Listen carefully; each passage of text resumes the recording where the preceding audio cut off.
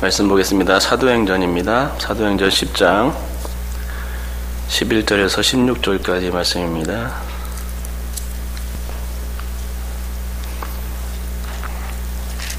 사도행전 10장 11절에서 16절까지의 말씀입니다. 우리 교독해서 읽도록 하겠습니다. 제가 11절 먼저 읽습니다. 하늘이 열리며 한 그릇이 내려오는 것을 보니 큰 보자기 같고 내 귀를 메어 땅에 들이우었더라.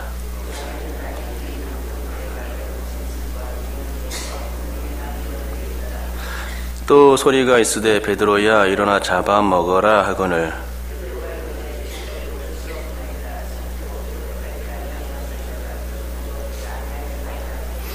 또 두 번째 소리가 있으되 하나님께서 깨끗하게 하신 것을 내가 속되다 하지 말라 하더라. 이런 일이 세 번 있은 후 그 그릇이 곧 하늘로 올려져 가니라. 아멘. 레위기 11장에는 정결한 음식과 부정한 음식에 대해서 말씀합니다. 예를 들어서 짐승들은 굽이 갈라지고 되새김질을 하는 동물이어야 정결한 짐승입니다. 또 이런 짐승의 고기를 먹을 수가 있겠죠. 굽이 갈라지고 되새김질을 하는 것, 이 두 가지를 만족시켜야 정결한 짐승이 될 수 있다는 얘기입니다. 만일 그렇지 않고 이 둘 중에 한 가지만 만족될 경우에는 부정한 짐승이 되는 것입니다. 토끼의 경우에는 되새김질은 하는데 굽이 갈라지지 않았기 때문에 이것은 부정한 짐승이고, 돼지는 굽은 갈라졌지만 되새김질은 못하기 때문에 부정한 짐승이 되는 것입니다. 유대인들이 개와 돼지를 싫어하는 이유가 바로 이것입니다. 그 돼지는 정결한 짐승이 되는 그 한 가지 요건만 갖추었다는 것이고, 또 개는 아예 이 두 가지 요건 모두를 다 충족하지 못하는 짐승인 것입니다. 따라서 유대인들은 레위기 말씀에 근거해서 정결, 부정에 대한 이 철저한 선을 그었다는 것을 알 수 있습니다. 그리고 이런 정부정의 생각들은 좀 더 확대되어 나타나는데, 그것은 유대인과 비유대인, 곧 유대인과 이방인의 개념으로 확대되었습니다. 하지만 성경 어디에도 이방인들을 부정하다고 말씀한 구절은 없습니다. 그런데도 유대인들은 짐승의 정함과 부정함의 이 원리를 그대로 사람들에게 적용하고 말았던 것입니다. 그래서 유대인들 입장에서는 이방인들이 개와 돼지 같은 존재입니다. 개와 돼지로 여기는 것은 유대인들이 이방인들을 자주 비하할 때 사용하는 소리인 것이죠. 그러니까 자기들은 거룩하고 다른 이방인들은 거룩하지 않다고 본 것입니다. 자기들은 선택받았고 다른 사람들은 선택받지 못한 민족들이다, 이렇게 생각한 것입니다. 그래서 이방인들을 개와 돼지 같은 존재, 이렇게 생각한 것이죠. 다윗도 그런 생각을 했죠. 다윗이 골리앗과 싸울 때 어떻게 말했습니까? 다윗이 골리앗을 개 같다고 표현하지 않았습니까? 이것은 다윗의 생각을 알 수 있는 부분이죠. 유대인들이, 이스라엘인들이 이방인들에 대해서 어떻게 생각하느냐, 개 같다고 생각하는 겁니다. 히브리인들의 그 사고 구조는 원래 그렇습니다. 우리가 탈무드를 좋은 책이라고 하지만 사실은 이방인에게 있어서 탈무드는 지혜의 책으로서 받아들이기 상당히 어려운 책입니다. 왜냐하면 탈무드의 내용들이 이방인들을 철저히 동물로서 여기는 논리로 기록되어 있기 때문입니다. 쉽게 말해서 유대인들은 거룩한 사람들이고 이방인들은 부정한 짐승처럼 대하는 게 바로 이 탈무드입니다. 탈무드의 사상은 이방인들이 동물이기 때문에 이방인들이 재산권이나 생명권까지도 전혀 인정을 안 하는 것을 상식으로 채워놓았습니다. 하지만 어떻습니까? 우리가 시중에 나온 탈무드의 책을 보면 좋은 내용들만 가득 차 있습니다. 정말 유대인들이 지혜롭다고 느낄 만한 내용들이죠. 그러나 진짜 내용은 그 속에 없습니다. 탈무드는 상당히 방대한 책이고 그 방대한 책 내용 가운데 아주 극소수의 일부분만이 지혜문학이라는 이름으로 시중에 놔두는 것입니다. 그러니 우리가 접하는 탈무드 책 속에서 유대인들의 진짜 생각을 엿보기란 힘들다는 것이죠. 또 그러기에 많은 사람들이 속고 있고, 그래서 탈무드가 여전히 좋은 책이고 지혜 문학이며 탈무드를 읽어서 지혜를 배우겠다고 떠들어대는 것입니다. 뭔가가 잘못된 것이죠. 하지만 우리는 탈무드에 관한 이야기를 하자는 것이 아니기 때문에 여기서 멈출까 합니다. 아무튼 제가 말하고자 하는 것은 유대인들의 고지식한 생각입니다. 곧 유대인들이 이방인들을 보는 시각은 그렇게 곱지 않다는 것이죠. 예를 들어 예수님의 예만 보아도 그렇습니다. 예수님이 어떤 가나안 여인의 귀신 들린 딸을 고쳐주셨는데 그때 예수님의 발언이 무엇이었습니까? 자녀의 떡을 취하여 개들에게 던짐이 마땅치 않다라고 이렇게 하셨던 것입니다. 그러니까 예수님조차도 유대인의 생각 구조를 가지고서 이방인들을 대했음을 알게 됩니다. 물론 예수님은 유대인과 이방인을 나누고자 하신 것이 아니었습니다. 예수님이 그렇게 하신 것은 여인의 믿음을 시험코자 유대인의 사고 구조를 가져와서 그렇게 말씀하시고 시험하신 것뿐이죠. 그리고 그 이유는 많은 유대인들이 그런 사고를 가졌기 때문이라는 겁니다. 그렇기 때문에 예수께서도 그런 사고 구조 아래서 그렇게 말씀하실 수밖에 없었다고 보는 겁니다.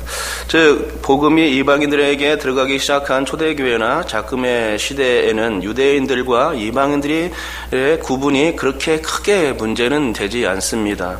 그래서 만약 예수님께서 지금의 시대에 오셨다면 예수님이 가나안 여인을 만났다고 하여도 개 같다 이런 얘기는 꺼내시지 않으셨을 것 같습니다. 왜냐하면 유대인들이 아무리 지금까지도 이방인들을 하대하는 생각 가운데 있다 해도 개와 돼지 발언은 인종차별과 같은 발언이어서 그런 말을 하면 당장 큰일 날 소리가 되기 때문입니다. 또한 예수님은 유대인과 이방인을 나누신 분이 아니시기 때문에 먼저 된 자가 나중되고 나중된 자가 먼저 된다고 말씀하셨던 것이죠. 먼저 된 자가 누굽니까? 유대인입니다. 당연히 나중된 자는 이방인이겠죠. 그런데 정말 그렇게 되었습니다. 예수님은 이방인들을 개와 돼지로서만 생각했지 그들을 정말로 사랑하고 그들의 구원을 위해서 하나님의 사랑을 전하지 않았던 것입니다. 하지만 예수님은 다릅니다. 예수님은 이 땅에 오셔서 십자가의 복음을 심어주셨고 그 복음을 믿는 자는 유대인과 이방인을 따로 구분하지 않고 다 구원해 주신 것입니다.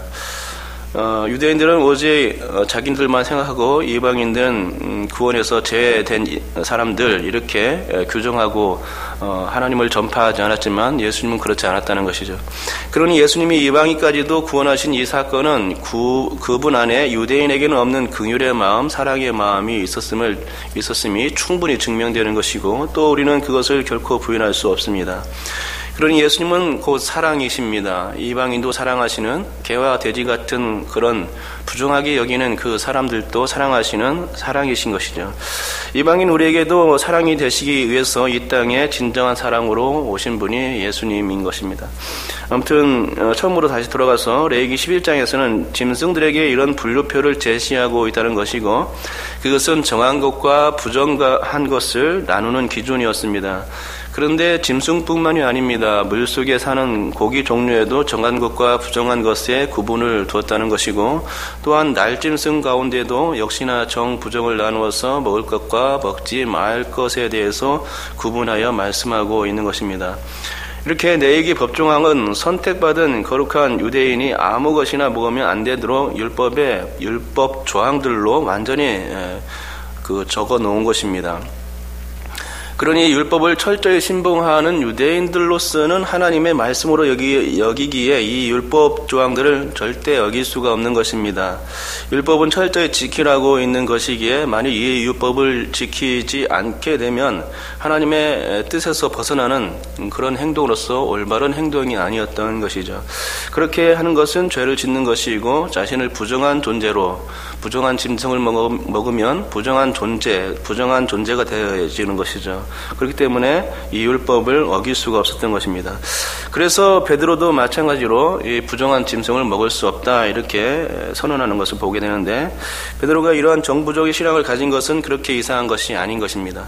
곧 율법의 배경하에 따라서 정결한 짐승과 부정한 짐승을 나누고 그 중에 오직 정결한 짐승만을 먹을 수 있다는 생각을 가졌던 것입니다. 예를 들어서 갈릴리 바닷가에 사는 모든 유대인들은 물고기를 잡았다 해도 그 모든 물고기를 다 먹지는 않습니다. 메기 같은 경우는 크고 먹기에 좋지만 비늘이 없어서 매끄럽습니다. 비늘이 없는 것들, 지느러미 없는 것들은 먹지 말라고, 부정한 짐승이라고 성경이 말씀하기 때문에 어떻게 됩니까? 이런 메기, 아무리 큰 메기가 잡혀도 그 메기는 부정한 짐승이기 때문에 다시 바닷속으로 던져 넣는다는 것입니다. 그게 유대인들의 행동입니다. 부정한 짐승이나 고기에 아예 신경도 안 쓰고 거들떠 보지 않는 그런 고집스러움이 유대인들 가운데 있습니다. 아무튼 베드로가 그렇게 율법을 지킴으로 말미암아 그도 또한 음식에 대해서 이런 고집스러운 부분이 있었습니다. 그래서 그는 환상 중에 보자기가 내려왔을 때 그 속에 든 짐승들이 부정한 것을 보고는 먹지 않겠다고 잘라 말했던 것입니다. 이 부정한 짐승이 무엇을 가리킵니까? 그것은 이방인들을 가리키는 것이죠. 이방인들과 절대 상종하지 않겠다. 그런 사실은 이방인들이라고 하는 표는 환상에서 나타나진 않았지만 하나님께서 그 환상을 보여줄 때 그것을 이방인으로 생각하고 환상을 보여준 것이죠. 그러니까 베드로의 이런 생각들은 유대인은 베드로 입장에서 아주 당연한 것이었습니다. 부정한 것은 먹지 않겠다는 이런 당연한 생각들이 그 안에 있었던 것입니다.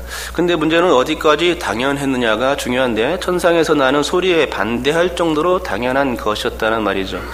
우리 다 같이 한번 13절 한번 읽어보겠습니다. 13절 읽겠습니다. 시작. 또 소리가 있으되 베드로야 일어나 잡아 먹어라 하거늘. 이 소리는 한 번이 아니었습니다. 15절을 또 한번 읽어보겠습니다. 시작. 또 두 번째 소리가 있으되 하나님께서 깨끗하게 하신 것을 내가 속되다 하지 말라 하더라. 16절에 이런 일이 3번 있었다는 것을 볼 때 이 천상의 소리 또한 3번 들려졌을 것입니다. 그리고 베드로는 3번 다 먹지 않겠다 이렇게 얘기한 거죠. 여러분, 그러면 이 소리는 그 누구의 소리였을까요? 이 목소리의 주인공이 누구였을까요? 천사의 목소리였을까요? 사탄의 목소리였을까요? 둘 다 아니죠. 근데 만약 이 소리가 사탄의 목소리였다면 이는 필시 베드로의 율법적인 믿음을 시험하는 소리였을 것입니다. 곧이곧대로 매우 보수적으로 율법을 사모하며 추종하는 베드로의 신앙을 뒤흔들려는 사탄의 계획이었을 것입니다. 근데 본문에는 나오지는 않았지만 아마도 이 소리는 예수님의 소리였을 것입니다. 그러면 왜 예수님이 부정한 짐승을 잡아먹으라고 하셨을까요? 구약의 율법을 제정하고 지키도록 하신 그분이 예수님이신데 어떻게 그것을 한순간에 무너뜨릴 수 있을까요? 그것은 우리 주님이 이방인들을 유대인처럼 똑같이 사랑하시는 마음이 있었기 때문입니다. 하나님이 이방인들도 창조하신 것이 아니겠습니까? 이방인도 하나님의 창조물입니다. 그러나 그들이 하나님을 몰라서 알 수 있는 방법이 없어서 이방인들이 찾지 못한 것입니다. 하나님을 찾지 못한 것이죠. 그러나 주님은 그들을 부정한 짐승들처럼 그대로 놔두지 않으시고 정한 짐승과 같도록 은혜를 주시려 했던 것입니다. 사실 창조 때 이 세상에는 부정한 짐승이 따로 구분될 필요는 없었습니다. 모두가 하나님의 작품이었고 모두가 다 아름답게 창조된 피조물들이었습니다. 하지만 인간의 죄가 다른 피조물들에게까지 영향을 주었고 또 그래서 부정한 짐승들이 이제 출현하게 된 것이죠. 다 인간 탓입니다. 이스라엘 백성들만 해도 아브라함을 선택한 하나님의 그 은혜가 없었다면 그 아브라함조차도 그냥 부정한 상태로 그냥 있었을 것입니다. 그들은 거룩한 하나님의 백성이 되지 못했다는 것이죠. 하나님이 선택이 있었기 때문에 정한 거룩한 백성이 될 수 있었던 것입니다. 그러기에 정한 것과 부정한 것을 나누는 기준은 하나님의 의지와 은혜로서 작용될 수 있는 부분인 것입니다. 절대적으로 하나님의 기준에 의해서 책정되는 것입니다. 여러분, 베드로는 환상 중에서 본 그 음식을 끝까지 먹지 않겠다고 했습니다. 10절에 보면 자신의 배가 고픈 와중에서도 그는 먹는 것을 끝까지 거부한 것입니다. 그런데 우리가 어디까지 거부해야 하는지는 고려해야만 합니다. 그러니까 제 말은 자신의 신앙의 원천이 아무리 성경적인 것에 바탕을 둔 것처럼 보여도 성경 말씀의 중심을 잘 파악하지 못하면 하나님의 뜻을 거스를 수가 있다는 말입니다. 그래서 문제인 것이죠. 말씀 파악을, 중심 파악을 잘 해야 되는 것입니다. 어디에 근거를 두고 먹지 말라고 했는가라고 따져봐야 하는 것이죠. 여러분, 혹시 우리의 고집스러운 신앙 때문에 하나님의 뜻이 망각될 때가 있다고 생각해 보지 않았습니까? 성경을 잘못 해석하면 하나님의 뜻을 오도하고 하나님께서 생각하시는 방향에 정반대 방향으로 갈 수 있다고도 생각해 보지 않았습니까? 오늘 베드로의 경우가 그렇습니다. 만약 그가 부정한 짐승을 거부한 그대로 이방인 고넬료의 집에 가지를 않았다면 하나님의 뜻은 베드로를 통해서 결단코 이루어질 수 없었을 것입니다. 베드로를 통해서 이방인에게도 구원의 그 문이 활짝 열려지게 될 수 없도록 그 자신이 그것을 차단한 결과가 되는 것이죠. 베드로가 아닌 다른 사람을 통해서 이제 복음이 이방인에게로 흘러 들어갔을 것입니다. 하나님은 한 사람이 거부하면 그것을 다른 사람에게 하십니다. 그 사람이 아니어도 하나님은 얼마든지 일하실 수 있는 것이 분이십니다. 그러므로 여러분께서 정부정을 나누는 것은 우리 하나님의 몫으로 놔두고 우리는 오직 하나님의 음성에 귀를 기울이고 하나님의 뜻을 제대로 분별하게 해달라고, 그렇게 하나님의 통로가 되게 해달라고 그렇게 기도해야 하는 줄 믿습니다. 성경을 보면서 어떻게 하면 주님의 뜻을 발견할 수 있습니까? 중심 말씀을 깨닫게 도와주옵소서라고 우리가 기도해야 되겠고, 항상 묵상하는 가운데 주님의 뜻을 구해야 하는 것이죠.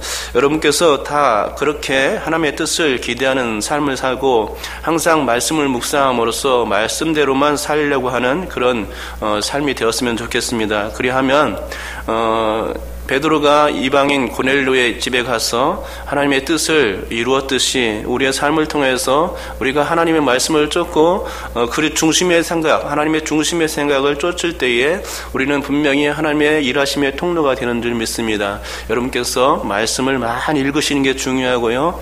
그 가운데 주님의 뜻이 어디에 있는가 헤아려 보는 것이 아주 중요하다고 생각합니다. 오늘도 그 뜻을 이루는 여러분이 될 수 있기를 바라며 통로가 될 수 있기를 주님의 이름으로 축복합니다.